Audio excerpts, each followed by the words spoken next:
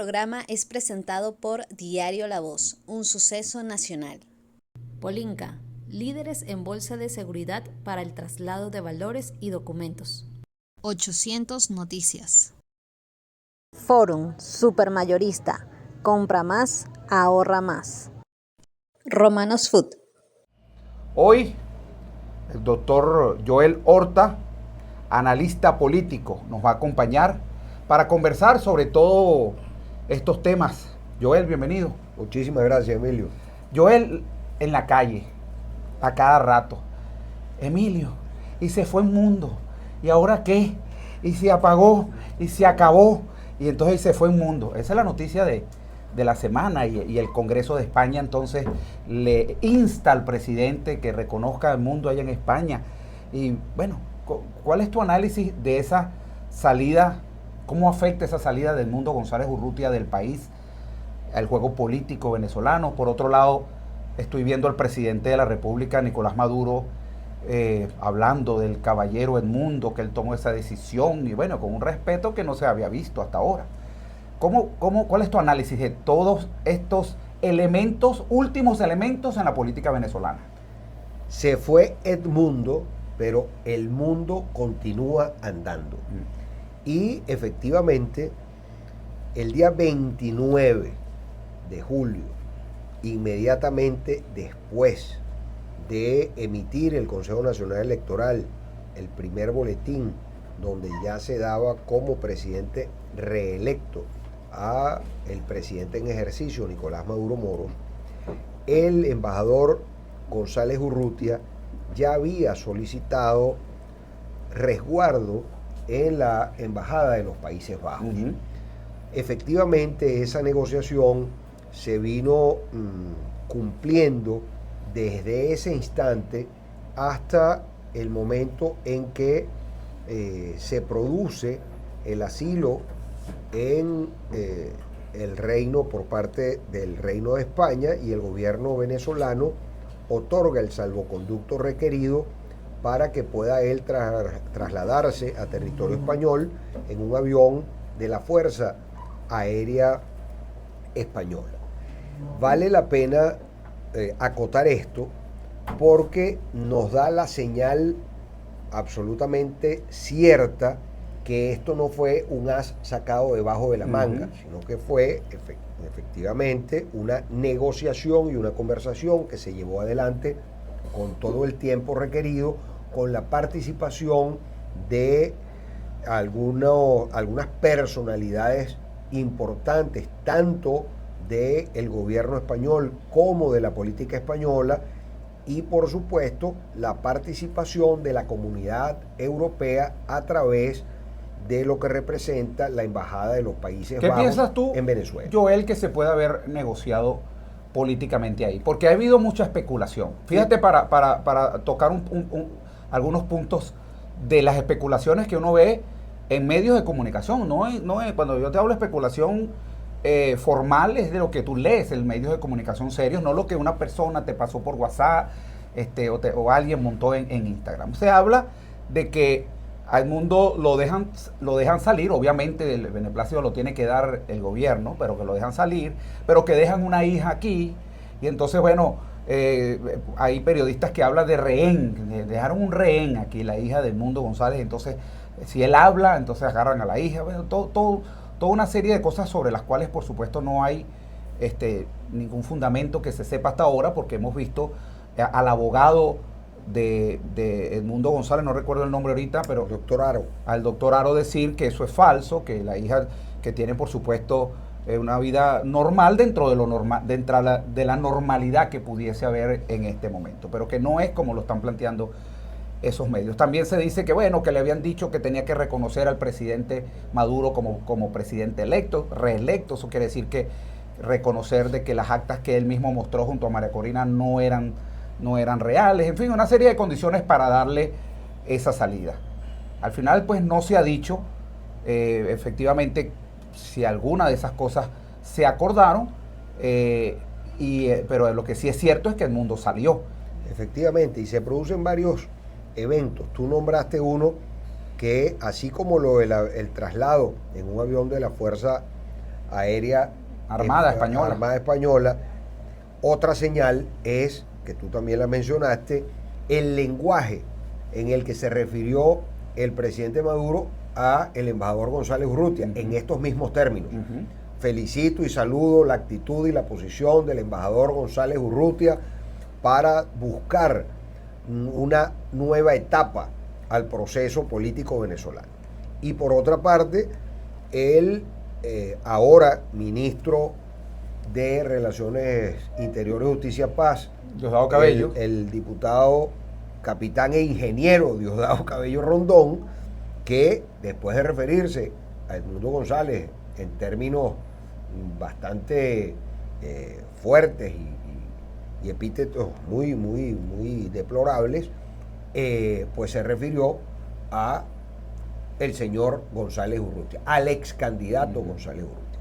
Eso nos da a entender o nos hace ver que en la negociación tiene que contarse con la participación también de cancillerías como la de Brasil, Itamaraty, en voz del propio presidente Lula, la Cancillería colombiana en voz del presidente Petro, la de México en voz del presidente AMLO, la actitud muy sigilosa de Borrell y toda la comunidad europea, del propio Departamento de Estado, porque nadie ha hablado de fraude, nadie ha hablado del reconocimiento de González Urrutia, tampoco del presidente Maduro como presidente reelecto en todo caso, pero nadie duda del ejercicio de la presidencia hasta el 10 de enero próximo del presidente Maduro. Yo estoy convencido que el 10 de enero próximo será juramentado el presidente Maduro como presidente reelecto. Ya el hecho electoral pasó, ya hasta el comando de campaña de González Urrutia dice no hablar de actas, ya no se habla de repetición de elecciones. Esos capítulos cerraron muy rápidamente. Pero fíjate, todavía hay factores Lula, por decirte uno puntual. Lula ahora está pidiendo los votos, ahora no está pidiendo las actas, ahora está pidiendo los votos. Fíjate. La Unión Europea te dice que la Unión Europea dice que ya no hay tiempo para mostrar actas y que como el gobierno o el CNE no mostró las actas, entonces tienen dudas razonables, claro, porque ya de esos resultados. Entonces yo no lo veo tan así como tú lo estás viendo, de que ya se pasó la página y ya listo. Fíjate, pareciera que hay dudas todavía que se mantienen por lo menos a nivel internacional. Es que así se muestran las actas y el gobierno las va a mostrar, y las va a mostrar porque aún está dentro de los lapsos de los 30 días hábiles que regula, que señala la norma. Ya tiene que estar por vencer. No lo tengo con precisión, pero ya tiene que estar por vencer. Pero aún cuando eso se publique, ya se generó la duda razonable. El problema electoral pasó luego a ser un problema jurídico. Y ese problema jurídico nunca dejó de ser lo que en su fondo es un problema político. Lo que Venezuela tiene que buscar es la solución de ese problema político. Sería un grave error, y creo que por lo que especificó el embajador Urrutia, González Urrutia, en su comunicación a los venezolanos, no va a asumir la posición o la posibilidad de juramentarse en el exilio. Hemos visto que eso no ha dado resultados en ninguna parte del planeta, porque la continuidad o la parte 2 de lo que fue la muy mala película de Juan Guaidó, quien ya dejó un pésimo recuerdo en la memoria colectiva venezolana, ni hablar de lo que significó el mandato en el exilio de Carmona, de quien ya nadie se acuerda, ni siquiera. Sí, pero fíjate que hay factores y analistas, Joel, que te dicen que no es lo mismo. No es lo mismo porque aquí hubo una elección. Está bien. Y lo que se está cuestionando es los resultados de esa elección. Hay un sector encabezado por María Corina que dice: yo tengo las actas y estos resultados que yo tengo difieren de los que está dando oficialmente el CNE. Claro, Emilio. Entonces ahí hay un conflicto que no ha sido resuelto. El problema es cuando digo no ha sido resuelto, ojo, me refiero a no ha sido resuelto ante los ojos del mundo, porque el CNE y el TCJ dijeron: mira, aquí no hay nada que resolver, esto está resuelto y aquí hay un presidente. Claro, pero lo primero que hay que resolver es el tema a nivel interno, porque es que nos malacostumbramos a que nos naricee la política exterior y la actitud reactiva de la Cancillería venezolana ha sido consecuente desde hace 25 años. Lejos de favorecer cualquier política diplomática de micrófono, eso afecta las relaciones internas y las relaciones de Venezuela con esos países, con la ONU, con la OEA. Ahí es cuando el dicho popular, calladito te ves más bonito, resulta mejor para solucionar nosotros nuestros problemas, porque las agendas bilaterales con los otros estados, con las naciones que se preocupan por los asuntos venezolanos, son importantes, pero al final los que nos tenemos que ocupar para la solución de esos temas somos nosotros los venezolanos. La duda razonable está. El chavismo dice que ganó y la oposición extrema, representada en este caso por González Urrutia, dice también que ganó. Grave error, el primero de los grandes errores. Si tú tienes las actas, ¿por qué no fuiste al Consejo Nacional Electoral con las actas? ¿Por qué si las tenías no fuiste ante el Tribunal Supremo de Justicia?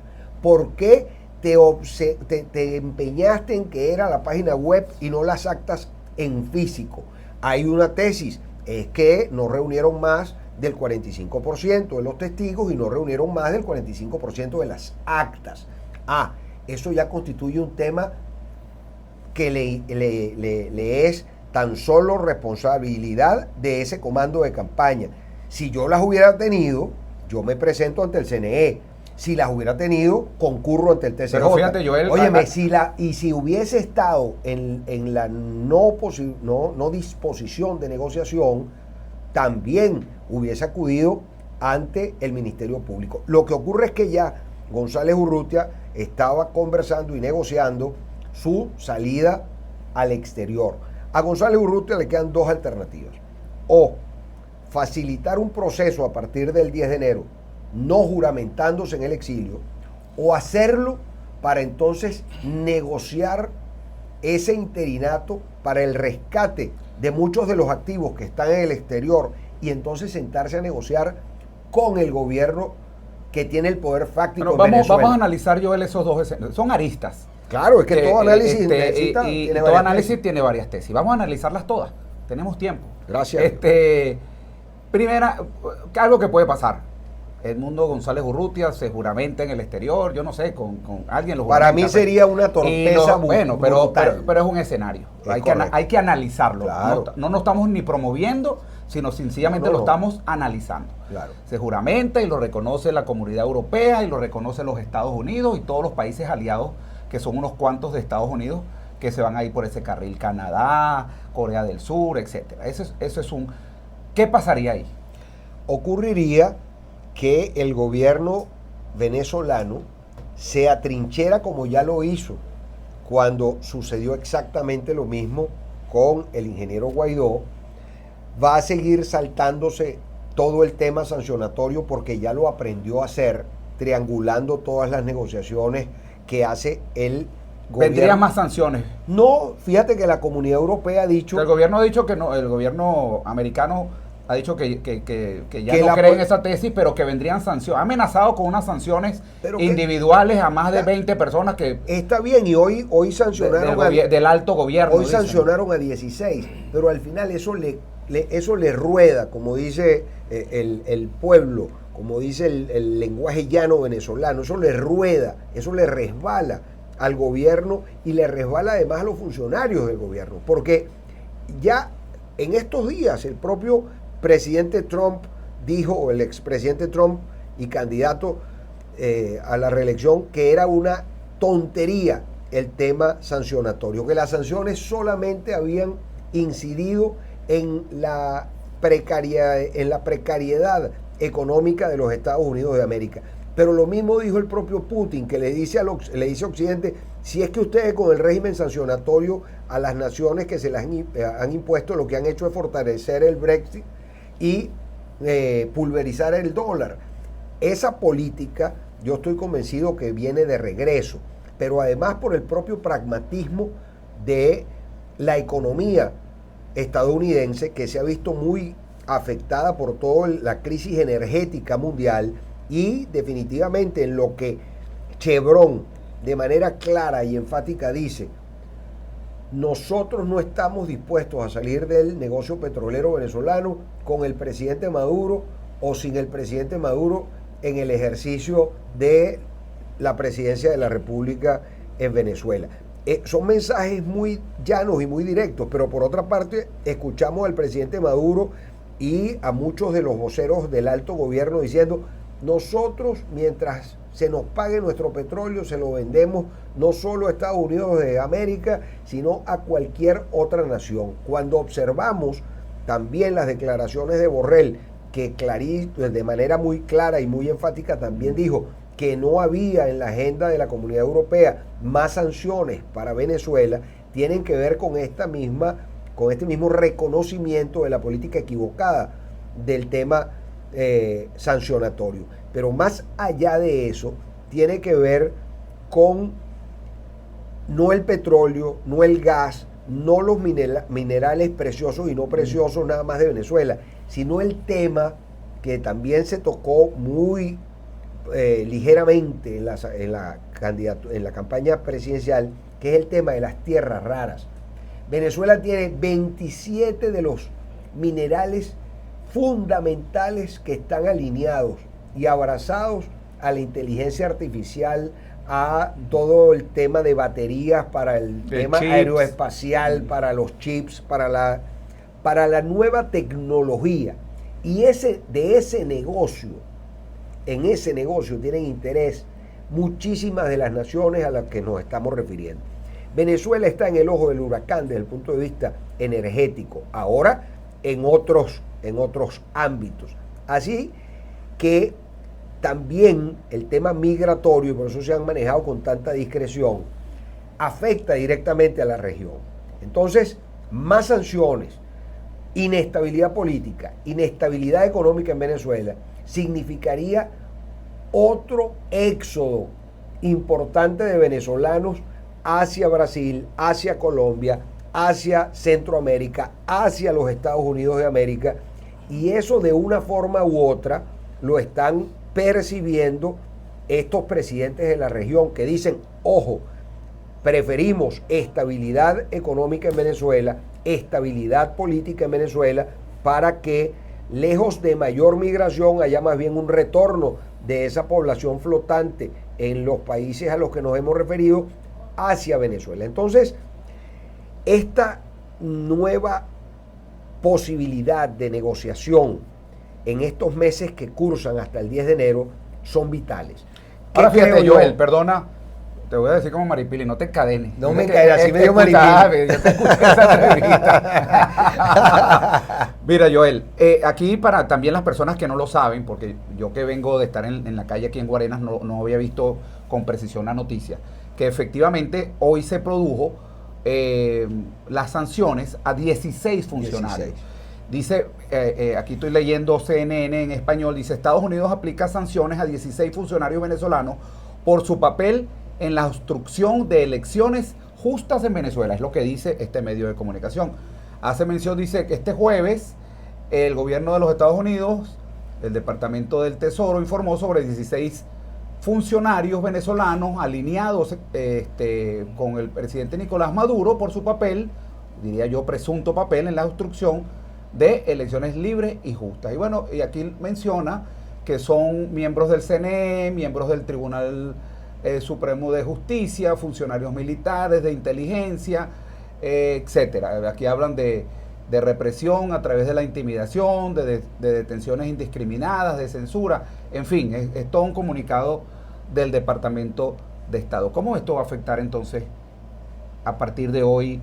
¿Qué piensas tú va a ser la reacción del gobierno? Tú dices, al gobierno, a estas personas les resbalan estas sanciones. Pero por completo, porque además, mira, yo invito siempre a la dirigencia política venezolana, sobre todo al sector opositor venezolano, a que los miércoles vean el programa con el Mazo Dando, porque ahí se delimita la agenda política de Venezuela. Se marca la agenda política de Venezuela. Tú sabes que yo veía el Mazo Dando en YouTube. Ajá. Pero me lo quitaron en YouTube. Bueno, ¿Por qué? Porque yo no me puedo disparar 4 horas. Claro, pero no, ya lo pusieron otra vez. Ya está otra vez. Yo lo vi entonces yo veía la versión, tú sabes, claro, adelantada. Y entonces cuando ponían un discurso de No, pero Chávez, ya está en entonces YouTube, adelantaba y me iba para la cartelera, y tú sabes, y entonces esas 4 horas las convertía a lo mejor en media 45 hora. minutos. Así, pues. pero yo anoche vi así por YouTube, de nuevo. Lo volvieron a poner porque le habían eliminado. Ya está activo. Pero hay una cosa del chavismo, desde el punto de vista... Porque ahí se entera uno de cosas. De Dirán, todo. ¿qué haces tú viendo eso? Es que ahí uno se Es que hay entera que verlo. de cosas De del lo gobierno. que va a suceder. Inclusive de la oposición. De lo que va a hacer. El gobierno nunca ha dejado de decir lo que va a hacer. Yo no entiendo cómo la oposición venezolana no entiende. A veces entre líneas, pero lo uno dice. las lee clarito. Es como la Biblia, pues, que habla metafóricamente y por parábolas. Por parábolas. Ok, así es como el gobierno muchas veces comunica sus cosas. El tema, por ejemplo, de el discurso encendido de Jorge Rodríguez, del diputado Rodríguez ayer, solicitando a la Cancillería que se rompan las relaciones con el gobierno de España. Pero inmediatamente el presidente del gobierno español dice: yo no tengo por qué romper relaciones con el gobierno venezolano, y se reunió en la Moncloa con González Urrutia. Pero antes dijo: no lo reconozco como presidente electo por cuanto no me concierne a mí hacerlo.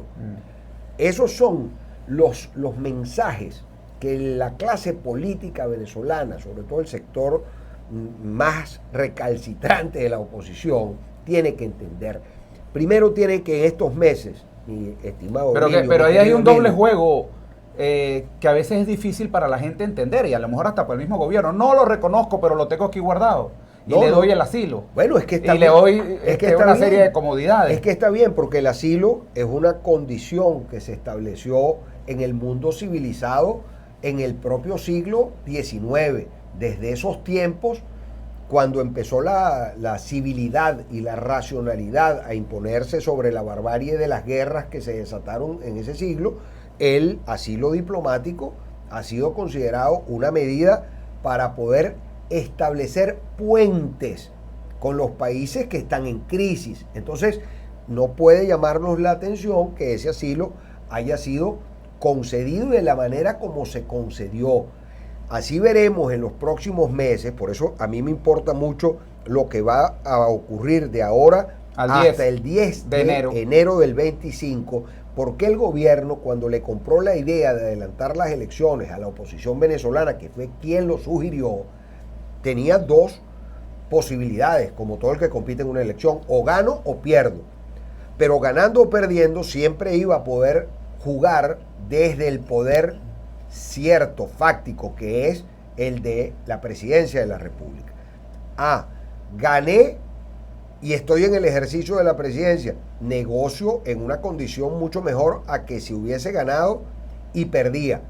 Que gané y hay una duda razonable sobre ese triunfo, no importa, tengo las de ganar. Y así vemos cómo entonces de aquí a allá tendremos la necesidad de buscar la reunificación de la oposición venezolana para, a partir de enero, poder solicitarle la posibilidad al gobierno nacional de sentarse frente a frente para poder buscar establecer una coexistencia del gobierno y la oposición y la elaboración de una agenda común donde estén las dos visiones de Venezuela. Vamos a hablar de eso al regreso. Vamos a ir al corte de publicidad. Tú has hablado de un gobierno de amplia base, también te escuché diciendo.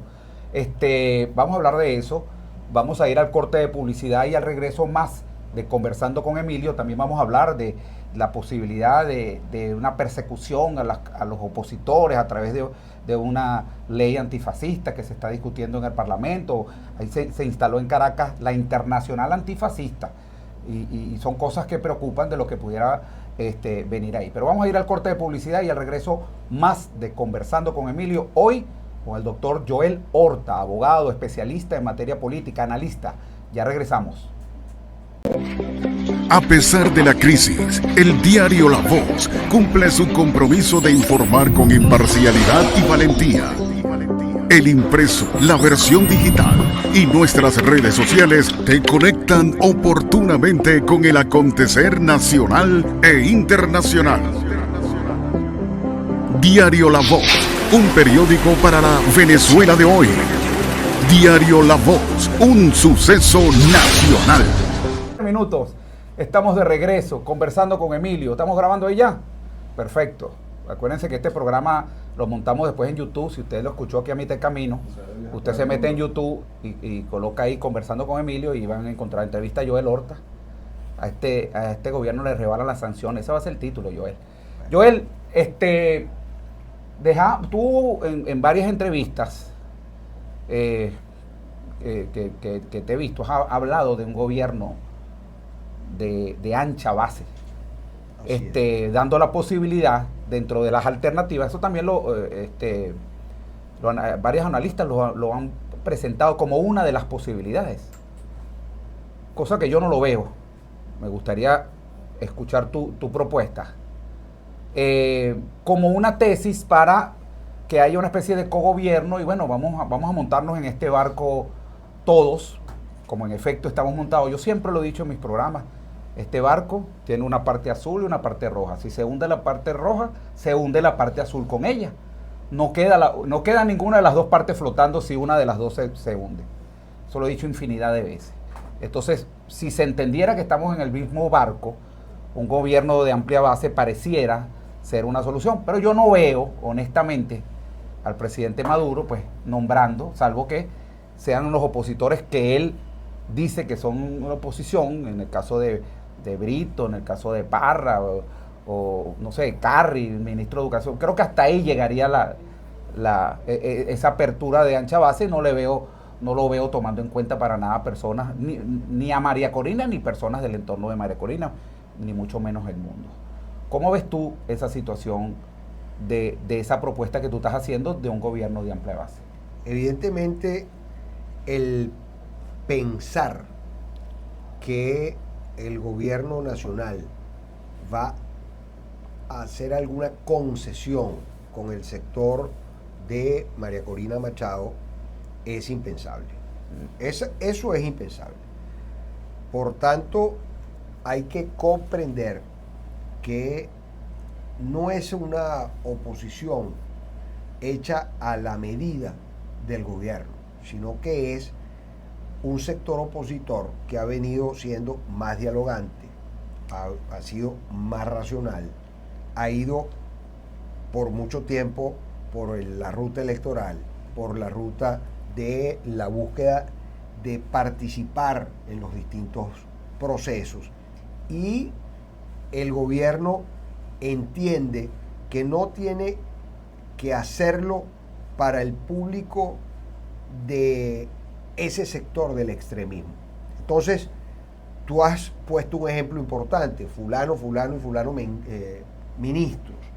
Escuchaba muy atentamente a Ochoa Antich en estos días en una declaración que me pareció muy coherente, cuando planteaba ir mucho más allá, buscar la figura, por ejemplo, del vicepresidente, pero ir todavía más allá, y era establecer lo que todo mundo ha dicho en el gobierno: dentro de la Constitución todo, fuera de ella nada, que se pueda hacer cierta la palabra expresada por el constituyente allí, de cómo es la manera en que se nombran los magistrados del Tribunal Supremo de Justicia, cómo es que se nombra al fiscal general de la República, cómo es que se nombran a los rectores del Consejo Nacional Electoral, cómo es que se nombra al Contralor General. Volver a la Constitución. Volver a la Constitución. Lo ha dicho Enrique Márquez. Es la reinstitucionalización de la República.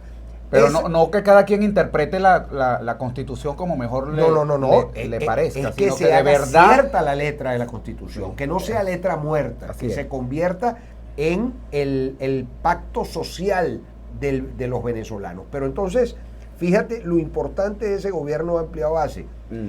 Fíjate que en Sudáfrica, en el proceso sudafricano, no se produjo efectivamente una transición. Mandela lo que consiguió fue un gobierno de amplitud, tanto que nombra de vicepresidente a quien fue su carcelero, a de Klerk, y no fue contra el apartheid, sino que incorporó a todos los sectores blancos de la población y no se puso a confrontar al Congreso Nacional Africano contra esa minoría blanca. Buscó la integración.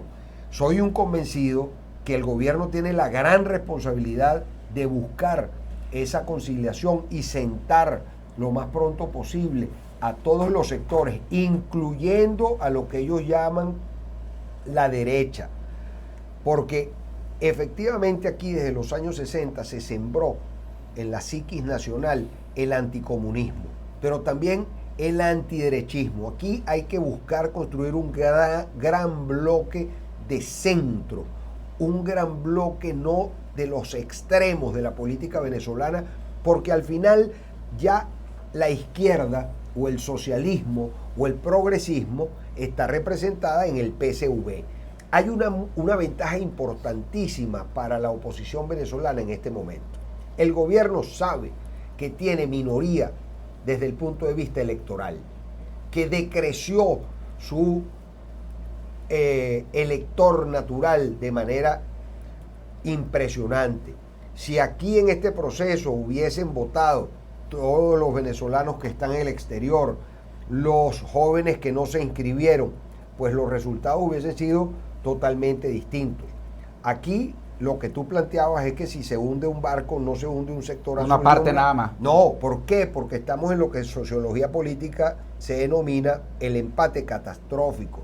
Aquí nadie está en la posibilidad de aplastar al otro. Y la única manera de solucionar el grave conflicto político que tenemos en Venezuela y poder conseguir la paz social tan ansiada por los venezolanos es dialogando, conversando y entendiendo que la agenda de Venezuela tiene que ser construida por las dos visiones del país que existen. No es solo la visión del Estado comunal, pero eso requiere no es solo una la visión del Estado profunda burgués, madurez política y dar tu brazo a torcer en beneficio de la patria. Dios mío. Pero aquí pareciera, Joel, que de parte y parte, ¿no? Aquí Bueno, no entonces, estoy hablando yo del gobierno entonces, exclusivamente, aquí yo creo que de parte y parte claro, se piensa más en los intereses particulares que en los intereses del país. Lo Y mientras contigo. estemos en eso, mi hermano, este barquito hundiéndose. Bueno, veníamos en la carretera Luis Enrique Gil y yo conversando justamente sobre ese tema. ¿Dónde están aquí nuestro Patricio Elwin, nuestro Ricardo Lagos, que en Chile uno tenía los votos, pero a ese no le entregaban? Y Lagos le dijo, sí, es verdad, yo tengo los votos. Los verdaderos Don patriotas. Patricio, pero los verdaderos patriotas están en el gobierno y en la oposición. Eso que se dice que dejó de utilizarse el término compatriota porque fue secuestrado por el oficialismo. No, compatriotas somos todos. Compatriotas, ¿quiénes somos? Los que nacimos en esta patria y existimos. Patriotas que estamos en la oposición y patriotas que están en el oficialismo. Ahora tenemos que fíjate sentarnos a conversar. Joel, tenemos que resolver los problemas entre todos. Ahora fíjate esto. Por cierto, aquí tenemos un mensajito por WhatsApp. Dice: Emilio, tu invitado como que no vio tu programa de ayer. Por supuesto que el gobierno hizo una oposición a su medida. Basta con ver las declaraciones de la diputada que entrevistaste el día de ayer. Mi nombre es Adelaida Pérez de Menca. Ayer entrevisté a Tamayo, diputada Angelit Tamayo, diputada de Acción Democrática, la que lidera Bernabé, y bueno, y es la posición de Bernabé, cayéndole a palo todos los días a la oposición, a María Corina, y no tocan al gobierno. Entonces la gente dice, mira, esta no es ninguna oposición. Es un equívoco porque nadie puede decir o dudar que este ha sido un pésimo gobierno. El gobierno nacional ha sido muy bueno sosteniéndose en el poder, sorteando las dificultades, surfeando la ola de las calamidades, de las sanciones. Ahora, desde el punto de vista efectivo, nadie duda que aquí se pulverizó el salario, que aquí no existen pensiones y jubilaciones, que el sistema educativo está caótico, que el sistema de salud es una calamidad. Nadie duda que no tenemos servicios públicos algunos, que pasas un switch y no tienes luz, que abres un grifo y no tienes agua. Eso lo sabemos todos. Ahora, el gobierno también lo sabe. El gobierno ha dicho muchas veces que hay que ir a una nueva etapa para superarlo, el ensayo y el error, porque el ensayo y el error se le permite al ser humano hasta los 7 años, cuando tienes uso de razón. El gobierno ya tiene 25, ya no es ni siquiera un adolescente, es mayor de edad, y ya Tiene varios años y en la adultez. varios años en la adultez. Ya dentro, y ahora que pretendan llegar a lo que llaman la Lo que pasa es juventud que prolongada. a veces juega demencia, ¿no? Pero, bueno, la demencia senil también. a veces juega a demencia, pero ya tiene suficientes mira, años. Lo importante es entender que tenemos que trabajar con el gobierno que tenemos. Ajá, pero mira, con la oposición que tenemos. Joel, aquí en Últimas Noticias de hoy dice en su titular: se instala en Caracas la Internacional Antifascista. ¿Cómo se logra llegar a un gobierno de amplia base cuando esto a todas luces va a ser una persecución contra sectores de oposición? ¿O quiénes van a ser los fascistas? Pues los fascistas van a ser los opositores. Fíjate, Emilio, esto hay que ser también claro. Las reglas del juego están dentro de la Constitución Nacional y la normativa legal vigente. El que no esté dentro de esos parámetros está fuera de la ley. El fascismo ha sido combatido por la humanidad toda desde mediados del siglo XX. ¿Quiénes fueron los verdaderos fascistas de este planeta? En principio, Hitler, Adolf Hitler y Mussolini, el Duce. Esos dos liderazgos colapsaron en Europa y la sumieron en una guerra muy brutal que dejó un número de muertos inmenso. Pero cuando eso ocurre, también tenemos que revisar los millones de muertos que produjo, por ejemplo, la revolución bolchevique, la revolución cultural china. Aquí tenemos que ser honestos. Aquí tenemos que hablar que el comunismo fue un experimento social muy costoso para la humanidad en número de vidas. El fascismo también. Son discusiones de fondo que debemos dar.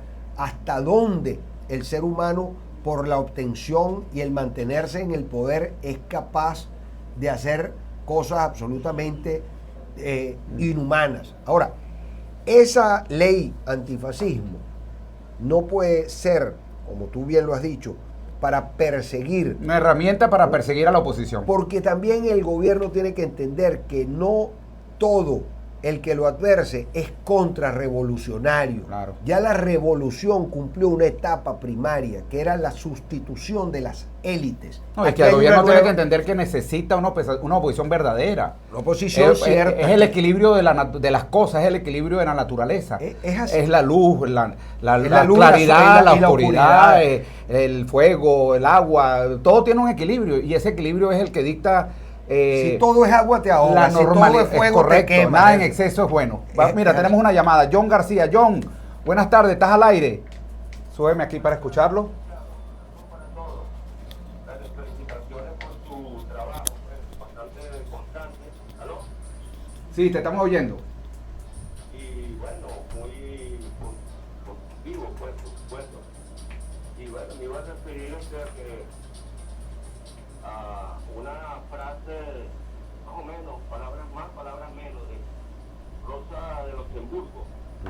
Ella habló respecto de que la libertad era para los que se oponían, no para los que estaban en el poder, ¿verdad? Es como una manera de reflexiones, pues, sobre esto, pues, porque, bueno, ahí están comentando precisamente sobre, bueno, muchas veces se ve claramente los que se oponen no tienen así como que los espacios que deberían tener, pues, ¿verdad?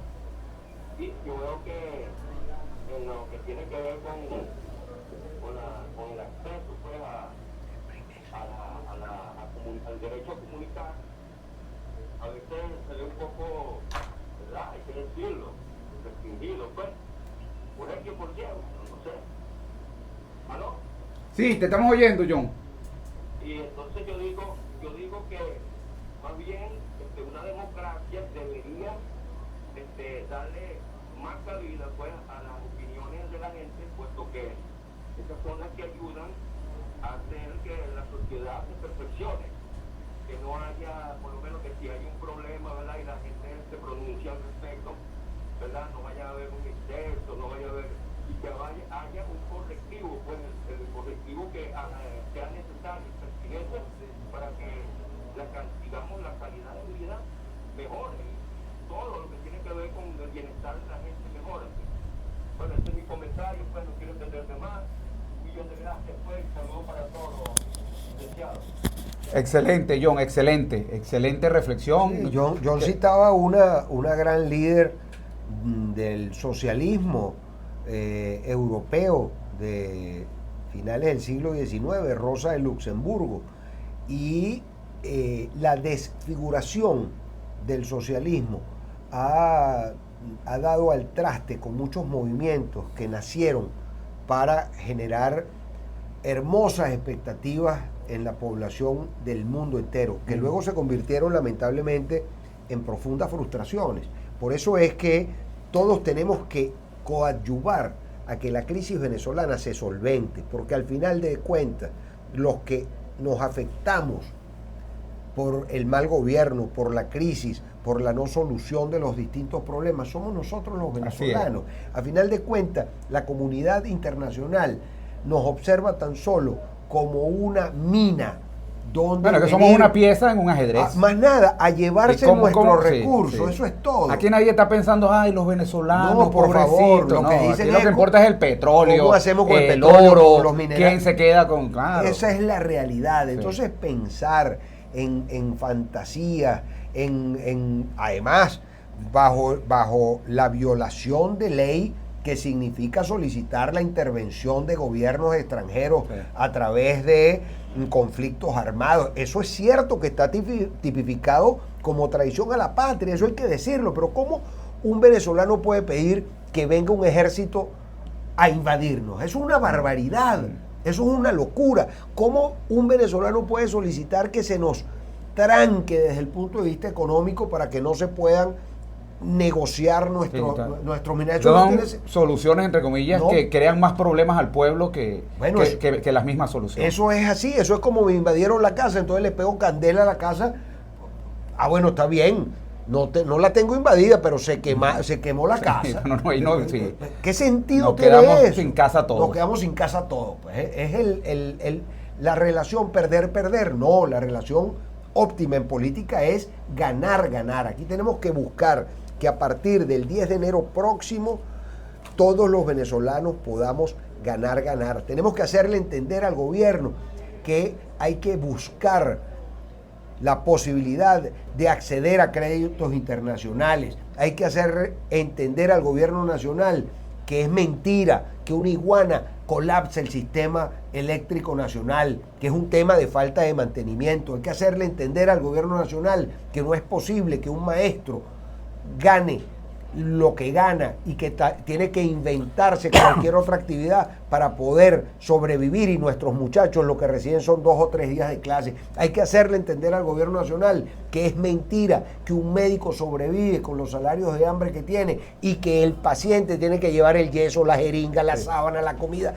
Ahora, eso es tan difícil que lo podamos entender. El gobierno va a decir que quien diga eso es un fascista. No. Tenemos que abrir los ojos todos, el gobierno, la oposición. O peor aún, terrorista. Ahora, a cualquiera le meten 30 años por terrorista. Terror nos da que eso ocurra en Venezuela. Ahora, le tiene que causar también terror al gobierno que eso suceda en su gobierno. Porque estoy convencido que ningún presidente que esté en su sano juicio aspire no ser un buen padre de familia. Y cuando tú eres un buen padre de familia, ¿qué procuras para tu hijo? Que esté bien vestido, que esté bien educado, esté bien alimentado, que esté saludable. Eso es lo que aspiras tú como padre. ¿Qué le pedimos entonces nosotros a nuestro presidente? Presidente, compórtese como un buen padre de familia. Y yo estoy convencido, y lo digo como un hombre que se formó en la democracia cristiana, cuando escucho hablar al presidente Maduro de un gobierno humanista y cristiano. Bueno, la humanidad se basa en la racionalidad y el cristianismo se basa en el amor, porque quien ama construye, quien odia destruye. Yo estoy convencido que no estamos nosotros en la necesidad de odiarnos, todo lo contrario, tenemos que querernos, ser fraternos, compartir la alegría de vivir en un país que todos los días puede ser mejor, en el único sistema, Emilio, que es perfectible, que es la democracia. Muchísimas gracias, Joel Horta, analista político. Seguimos nosotros en la búsqueda de esa Venezuela mejor. Seguimos a través de este programa, a través de las diferentes formas que queremos hacerlo, en la búsqueda de soluciones, en aportar soluciones. Comparto contigo plenamente que el gobierno tiene que abrir un espacio para la crítica, tiene que abrir un espacio para quienes pensamos que no lo están haciendo bien, lo podamos decir, sin el temor de que entonces, bueno, vas a ir preso por criticar. ¿No? Aquí dentro no, de ellos mismos, porque mucha gente dentro del gobierno, dentro del es chavismo, crítico. eso ve que es crítico. Sí, entonces eso no puede ser el calificativo que se le da a una persona que te está diciendo, mira, no lo estás haciendo bien. Y ojalá podamos elevar el nivel de la política. Ayer estaba viendo el debate en los Estados Unidos de los dos candidatos, de Trump y de Kamala Harris, oye, y atacándose con programas, con un discurso, cada quien tratando de vender lo suyo en vivo, en todas las televisoras de los Estados Unidos, todo el mundo viendo, y bueno, y ahí cada quien dirá quién me gustó más, si me gustó Trump o si me gustó la otra. Me refiero a los americanos que pueden votar por ellos. Eso, ojalá llegáramos a eso, que aquí pudiese haber un nivel de debate presidencial, de que nosotros conozcamos los proyectos de los candidatos y estén todos ahí hablando de esa nueva Venezuela. Nos vamos. En la dirección de la estación, el periodista Alexis Castro Blandín. En la gerencia general, Alexandra Castro. En la producción, Yoguar Pedrosa. En la programación, Said Concheza. En la musicalización de la estación, Elizabeth González.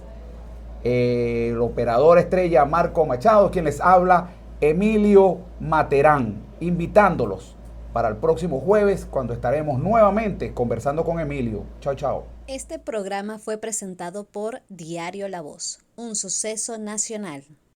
Polinca, líderes en bolsa de seguridad para el traslado de valores y documentos. 800 Noticias. Forum, supermayorista. Compra más, ahorra más. Romanos Food.